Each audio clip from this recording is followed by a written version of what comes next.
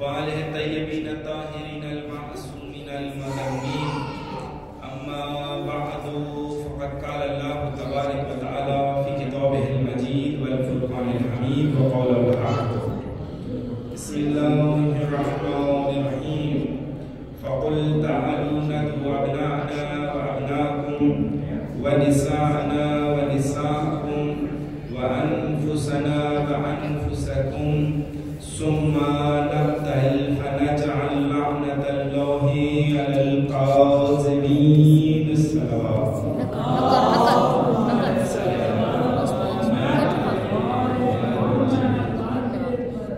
सामईन गिरामी कद्र, जितनी शान से आले मोहम्मद मुबाहिला जीत कर आए हैं उतनी बुलंद आवाज में सल्लल्लाहु पढ़ लीजिए।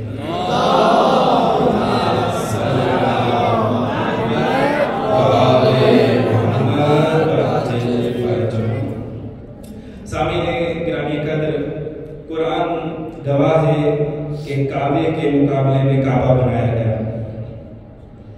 आप जानते हैं कि यमन का बदबख्त सुल्तान इसने काबा बना दिया यमन के अंदर, ताकि जब इसे पता चला कि लोग जो है सालाना एक मक्के के अंदर एक काबा बना है, वहां जाते हैं, वहां तवाफ करते हैं, वहां मेला लगता है, वहां बेहतरीन आमदोरफ्त होती है, बेहतरीन जो है पैसा वहां उस मुल्क ममलिकत में आता है, लोग खुशहाल होते हैं। तो इसने क्या किया, इसने भी वैसा काबतुल्लाह का नक्शा बनवाया और as it is Kaaba Yemen के अंदर बना दिया।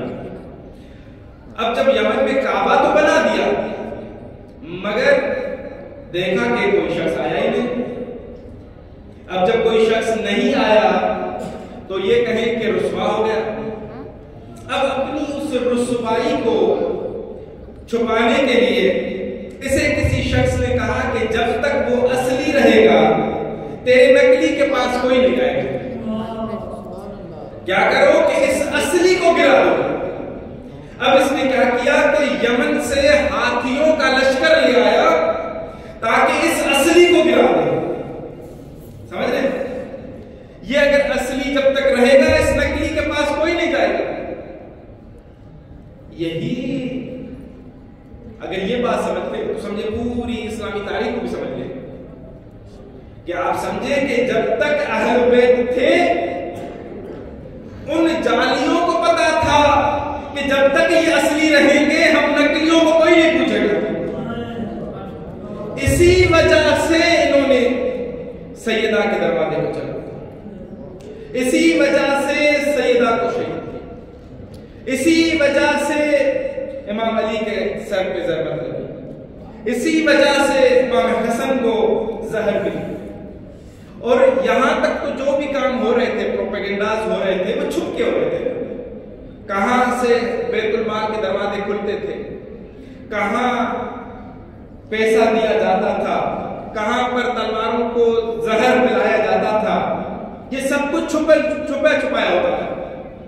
मगर जब इन्होंने देखा इन नकलियों ने कि अभी भी इनका वो काम, इनका वो प्रोपेगेंडा कामयाब नहीं हो रहा, तो इन्होंने क्या किया,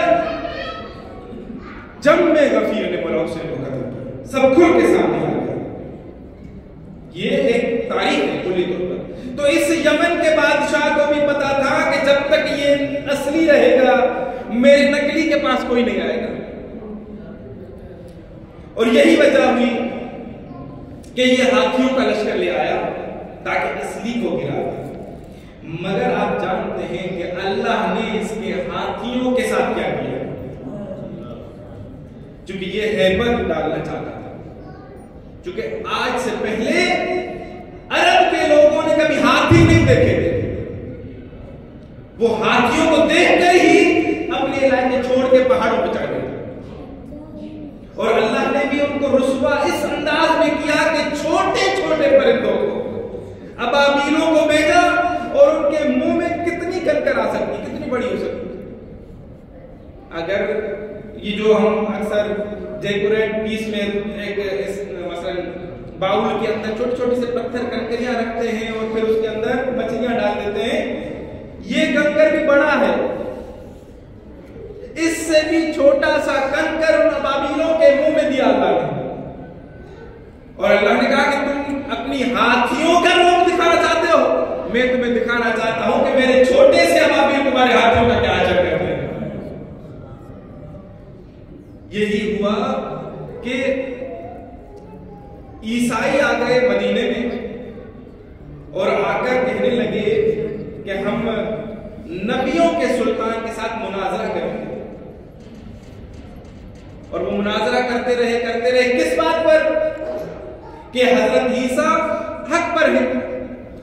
इन्होंने भी क्या किया, अपने आप को बड़े ताज के साथ वो लिबास ऐसा पहनकर आए, सोने से लदा हुआ, एक एक उनकी चादर सोने के अंदर, जिसको आज हम मिलियार्डों में जाकर उसकी कीमत का अंदाजा लगाया जा सकता है, कि ऐसे लिबास, शहाना लिबास पहनकर आए ताकि मुसलमानों पर रोब जाए, मुसलमानों को बताएं कि तुमने अगर इस्लाम कबूल किया तो क्या फायदा, तुम तो आज भी पेटों पर पत्थर बांधते हो, आज भी तुम्हारे कपड़े फटे पुराने हैं। तो ये ईसाई एक रोब झाड़ने के लिए इस शहाना अंदाज में आए। अब जब इस शहाना अंदाज में आए और पाक पैगंबर से मिलने गए तो रसूलुल्लाह ने इनके सलाम का जवाब तक न दिया। इन्होंने कहा बड़ा अच्छा नबी है, सलाम का जवाब नहीं देता। पाक पैगंबर ने जब सलाम का जवाब न दिया, मुंह फेर लिया, तो ये लोग वापस चले गए। जब बाहर गए तो क्या देखते हैं कि एक बुजुर्ग बाबा जी, जो कि ये मुबाहिला इस्लाम के इन आखिरी हिजरियों में, जब रसूल खुदा 11 हिजरी में जा रहे हैं, तो ये 9 हिजरी का वाक़या है कि ये जब यानी पूरा इस्लाम आ चुका है, इस्लाम फैल चुका है, तमाम जो इस्लाम के कवानीन हैं वो लागू हो चुके हैं, अब सिर्फ इस्लाम के असली बानियों को पहचानने का वक्त बाकी रहता था। तो क्या हुआ, ये जब इस अंदाज में आए तो एक बुजुर्ग बाबा जी ने बाहर मिले, उन्होंने ये रोते पीटते बाहर गए कि बड़ा अच्छा नबी है, ये सलाम का जवाब तक नहीं देता। आप लोग कहते हो कि ये खुल्क का अजीम मालिक है, इखलाक के आला दर्जों पर है। तो उस बाबा जी ने कहा कि परेशान ना हो, कल मैं आपका वकील बन के चलूंगा, आपकी सिफारिश करूंगा, मगर क्या करें, चूंकि इतने सोने में जो उनको देखा तो कहा कि ये सोने की 2 अंगूठियां मुझे दे दो। अब ये जो वकील अगर ज्यादा पैसे ले ना आज के जमाने में, तो उस पर लानत ना किया करें, वहां से बात शुरू हुई है। तो इस वकील ने 2 सोने की अंगूठियां ले ली, अगले दिन सिफारिशी बनकर गया। अब जब ये वकील और मुवक्किल दोनों रसूलुल्लाह के दरबार में हाजिर हुए तो रसूलुल्लाह ने न वकील के सलाम का जवाब दिया, न मुवक्किल के सलाम का जवाब दिया, मुंह फेर दिया। ये रुस्वा होकर बाहर गए। अब जब बाहर निकले तो एक और बुजुर्ग ने मिल गए। उन्होंने कहा ये बाबा जी बंदे तो अच्छे हैं पर थोड़े ढीले हैं, मैं काम थोड़ा ज्यादा करूंगा, मेरी फीस कुछ ज्यादा होगी, एक अंगूठी बढ़ा दो। उन्होंने कहा कोई मसला ही नहीं। अगले दिन ये दूसरे बुजुर्ग इन अफराद को, ईसाइयों को लेकर गए रसूलुल्लाह के दरबार में। दूसरे दिन भी वही हुआ, वकील और मुवक्किल दोनों के सलाम का जवाब न दिया, ये लोग बाहर गए। ईसाई परेशान हुए। मस्जिद के बाहर जो निकले तो क्या देखते हैं, नबूवत का रिपोर्टर, नूर की तरह झुकी हुई कमर, नाम सलमान, सीने पे मिन्ना अहल बैत का तमगा इम्तियाज, चेहरे पे ज़हरा की दोहड़ी का नूर। अजब नहीं कि सलमान ने इनको बुलाकर कहा हो कि अली जैसे दरवाजे के होते हुए दीवारों से टकरे ना मारो, आओ मैं तुम्हें मिजाज शिनासे रिसालत के पास ले चलूं। अब आ गए मौला अली के दर पर।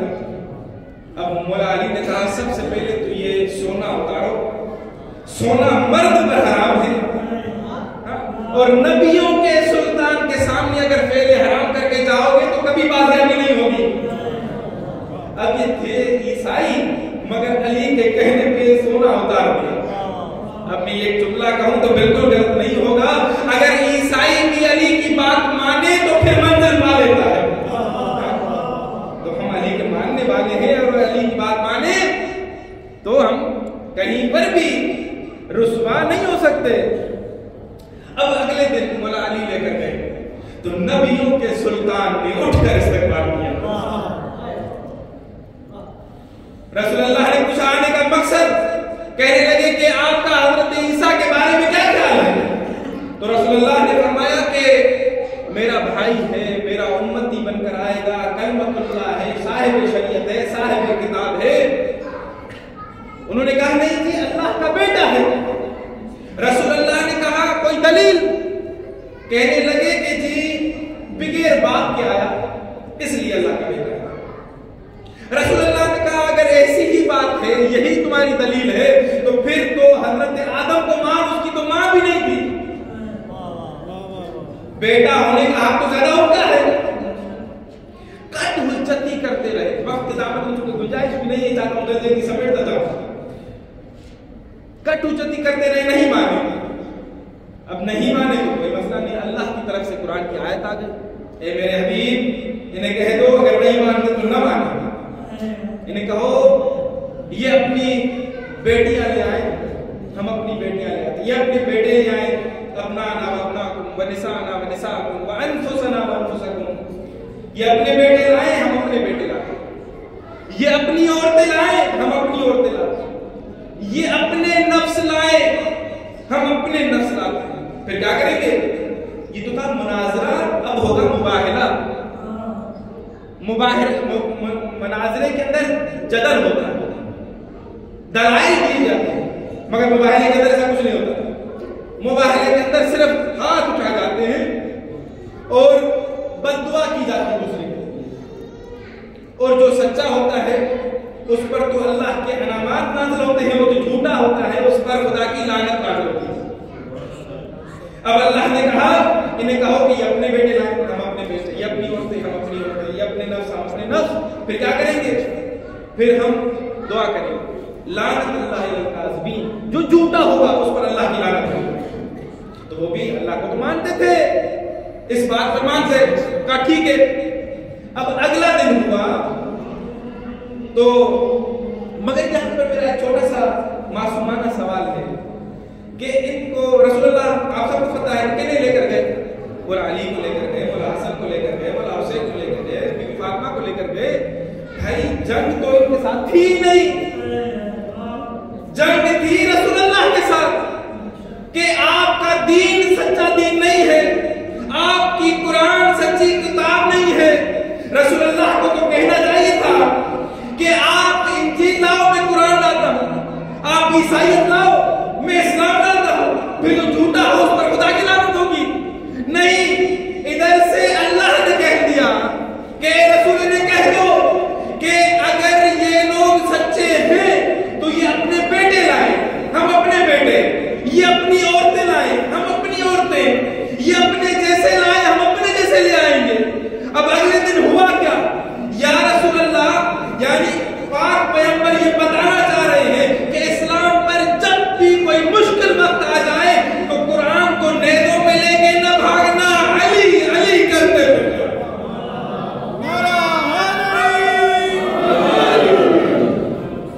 अब अगला दिन हुआ, कौन कौन गए? एक सैयदुल अंबिया, एक सैयदुल औलिया, एक सैयदुल निसाइल आलमीन, दो सैयदुल शबाब अहले जन्नत। अभी भी जिन्हें थोड़ी थोड़ी सी नींद आ रही है उनके लिए तर्जुमा कर देता हूं। एक नबियों का सरदार, एक वलियों का सरदार, एक जन्नत में औरतों की सरदार, दो जन्नत के जवानों की सरदार। बस पता ही चला कि नौकर सारे मदीने में रह गए, सरदार मोबाइल में चले गए।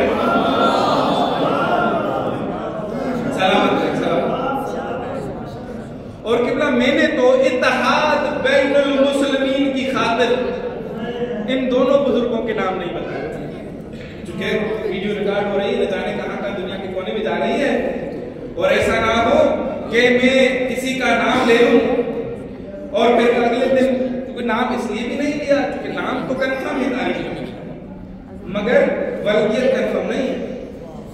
और मैं किसी का कोई नाम ले लूं, और ये ईरान की धरती, इसमें तो मैं पिछली मरतबा भी एक किस्सा पढ़ के गया हूं, तो मेरे खिलाफ बहुत सारे दोस्तान ने वीडियो बना के चलाई है पूरे पाकिस्तान में कि मौलाना ने ये कैसे पढ़ लिया, हालांकि उसके दलाइल मेरे पास मौजूद है, वो मैंने पेश किए।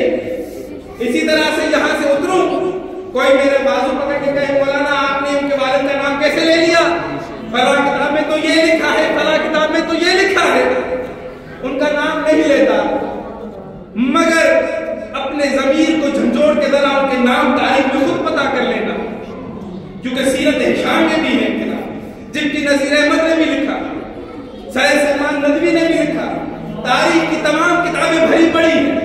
मैं कहता हूं दुनिया में गैरत कर, इनके नाम पता कर, जिनकी सिफारिश दुनिया में रसूलुल्लाह के दरबार में काम ना आई, उनकी सिफारिश आखिरत में अल्लाह के दरबार में कैसे काम आएगी।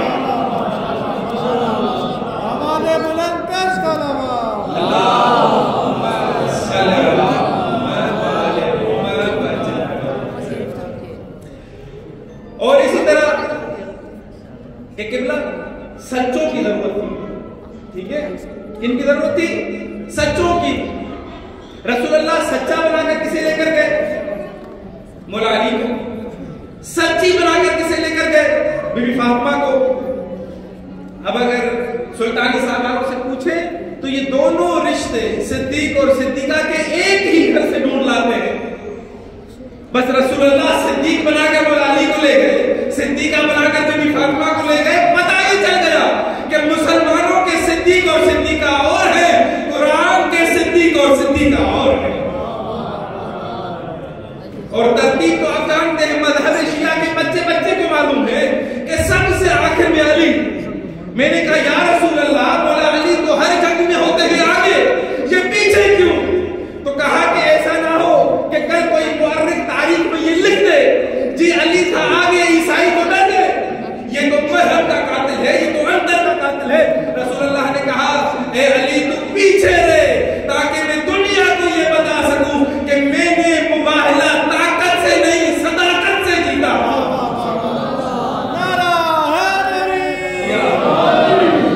बहुत सारी चीजें मैंने खत्म कर दी, क्योंकि वक्त की दामन में गुंजाइश नहीं है। मेरे मुझसे पहले भी बहुत सारे सितारे पढ़ चुके, और मेरे बाद भी न जाने कितने सितारों ने आना है। अहले बैत अलैहिस्सलाम का जिक्र है, तो मैं तमाम इख्तिसार से खत्म कर दी अपनी पढ़ाई। मैं सिर्फ इतना ये कहूंगा कि मुबाहले का एजेंडा क्या था? एजेंडा था लानतुल्लाहि अलल काज़िबीन, झूठों पर होनी थी लानत। लानत वहां से चल पड़ी थी, क्योंकि यहां से अहले बैत घर से चल पड़े थे। जैसे ये घर से चले, लानत किसी के मुंतज़िर भी थी। ईसाई बड़े सियाने निकले।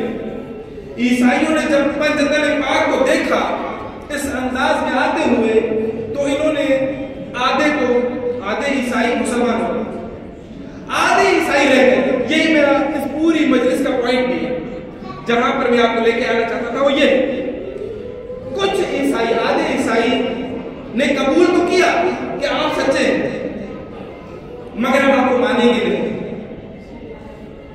उसके बदले में हम आपको जिजिया देंगे। अब जिजिया क्या है? इतने ऊंट देंगे, इतने पैसे देंगे, इतने माल उधर देंगे, इतने आपको गंदुम देंगे, आप हम पर ये लानत का कोट हटवा देंगे। हम आपसे मुबायना नहीं करते, हम आपको मानते हैं कि आप सच्चे, मगर मुबायना नहीं करते। अब उस लानत का क्या हो तो ऊपर से चल पड़ी। मैं अर्ज़ खिदमत ये करूं कि क्यों नहीं माना हूं, मुहिम ये माना क्यों नहीं? जब देखा वो सच्चे हैं, माना क्यों नहीं? माने क्या हुआ, ये बहुत मुहिम है। आपकी और हमारी जिंदगियां इसी पे जो है डिपेंड करती है।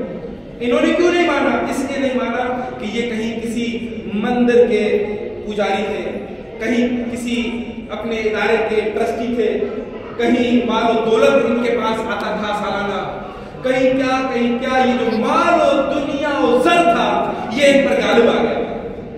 इन्होंने कहा अगर मान लिया तो क्या होगा? ये मंदिर बंद हो जाएंगे, ये पूजा घर बंद हो जाएंगे, ये जो माल और दौलत दुनिया से इकट्ठा होता है हमारे पास ये खत्म हो जाएगा।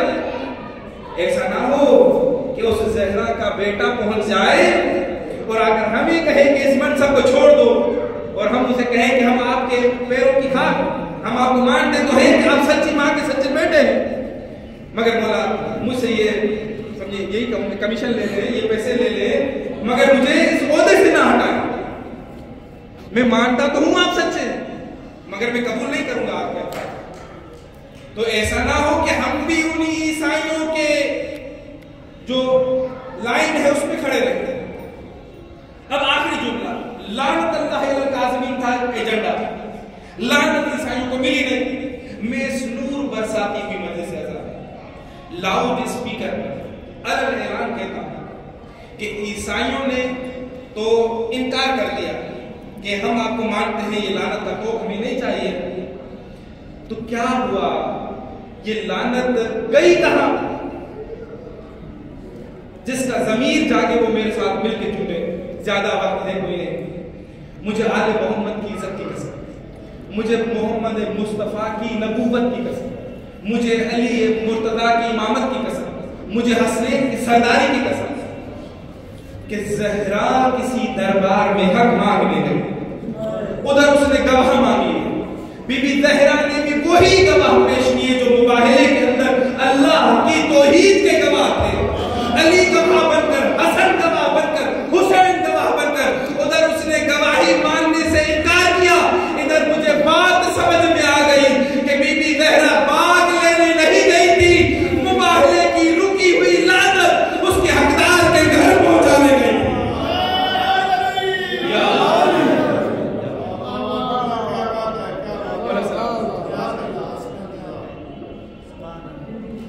ज़हरा के दुश्मनों के मुकद्दर से खौफ खा, दोज़ख भी इनके जुर्म की पूरी सजा है।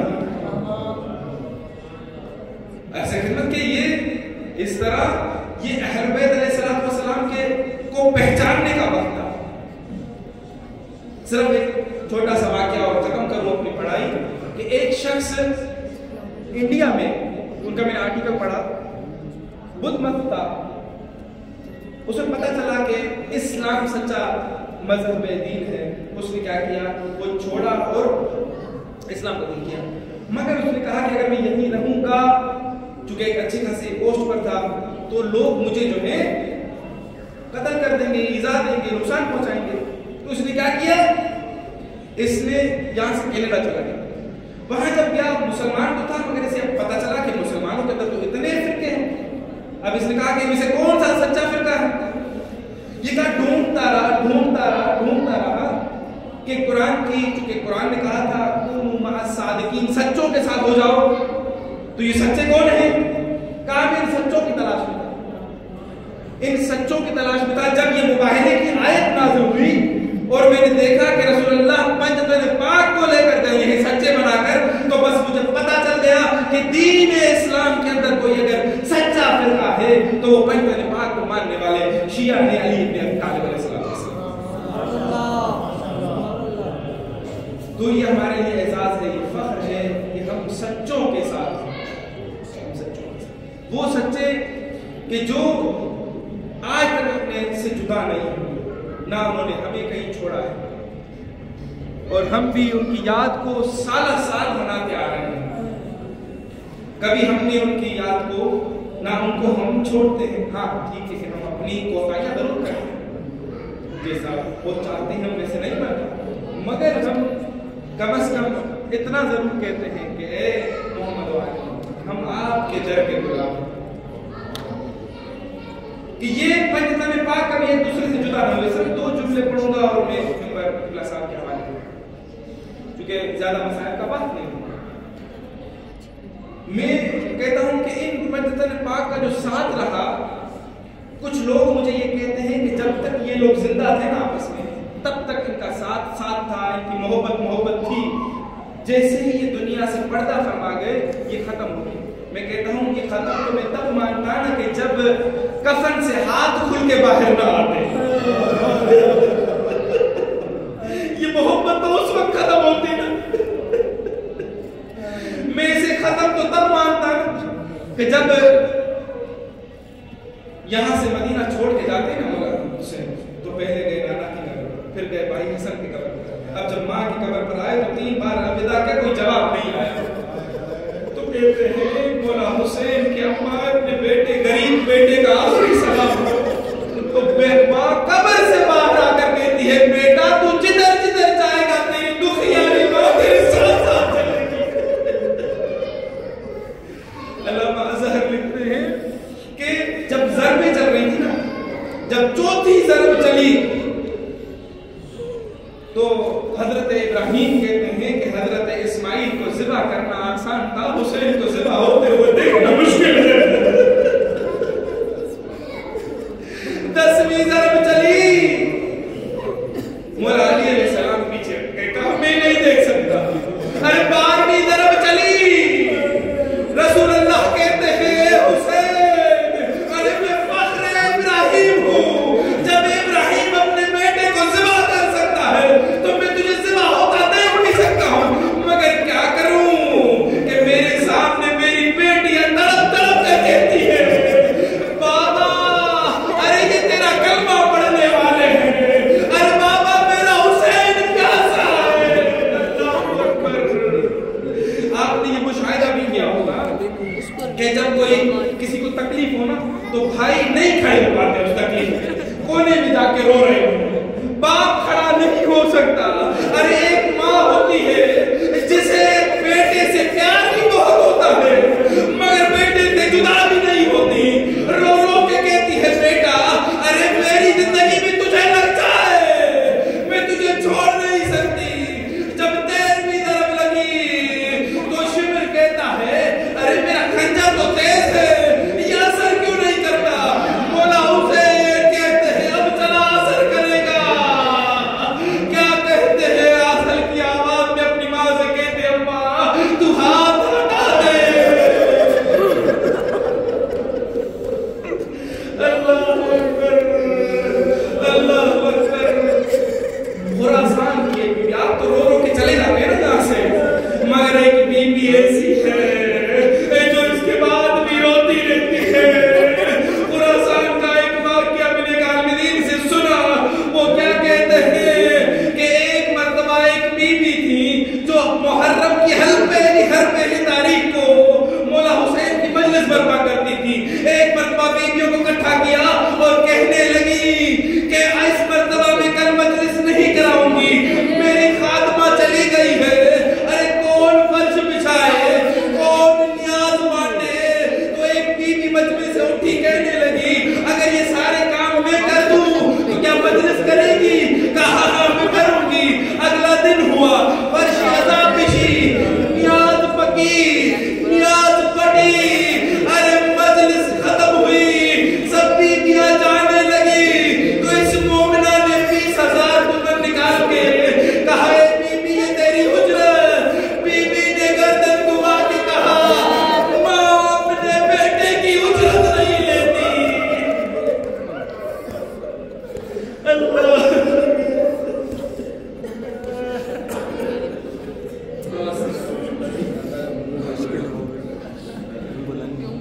परवरदिगार आलम मोहम्मद की इज्जत और हमारी इस करीब इबादत को